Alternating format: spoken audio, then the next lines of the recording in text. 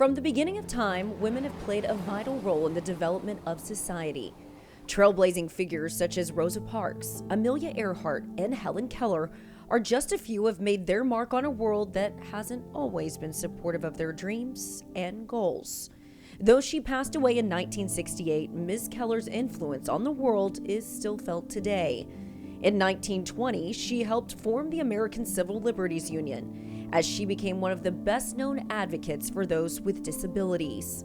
In the modern era, Temple Grandin has achieved similar notoriety for her work in the world of autism.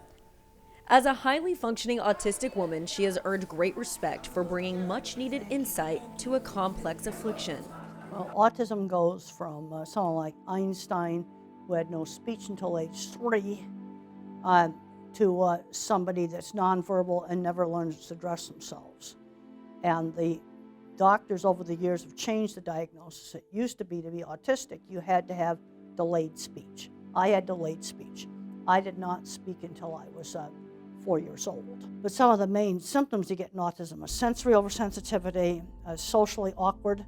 But some individuals who are autistic are really brilliant. I would estimate that a lot of the programmers out in Silicon Valley have autism. I have a new book out now called Visual Thinking, and I talk about where we actually have a skill loss issue, because we need some of these autistic people that are super good at mechanics, or they're super good at computer programming, or something with the tech industry. The world of space exploration has been predominantly a male-oriented field, but in 1953, Katherine Johnson began a remarkable 33-year career with NASA that went largely unnoticed until the film Hidden Figures was released in 2016. Her achievements in the space program included the vital calculations of trajectories, launch windows, and emergency return paths for the Project Mercury space flights. She was also an integral part of the team that allowed America to be the first to go to the moon. In 2015, she was formally recognized by President Obama with the Presidential Medal of Freedom. Her work in the space program inspired the first Latina astronaut to go to space.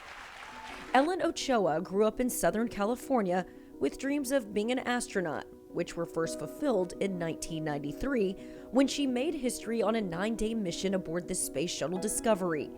She in turn has paid it forward by encouraging a new generation to reach for the stars. When you think about science and engineering, it's about curiosity, it's about creativity, discovering new knowledge and or solving challenges and problems. And I think those are things that lots of kids are interested, boys and girls, but certainly girls can bring a lot to that. It's about working with a team. And one of the things I loved about working for NASA was it was an incredibly talented and dedicated team. And you had all these people working together for a common goal. I think that appeals to a lot of people. Hopefully young girls out there are thinking, yeah, that's something that I really like to do. I like to work with others and try to bring some benefit, solve a problem, or somehow make my community better. And I think that's what we get to do at NASA, and that's something they could absolutely grow up to do.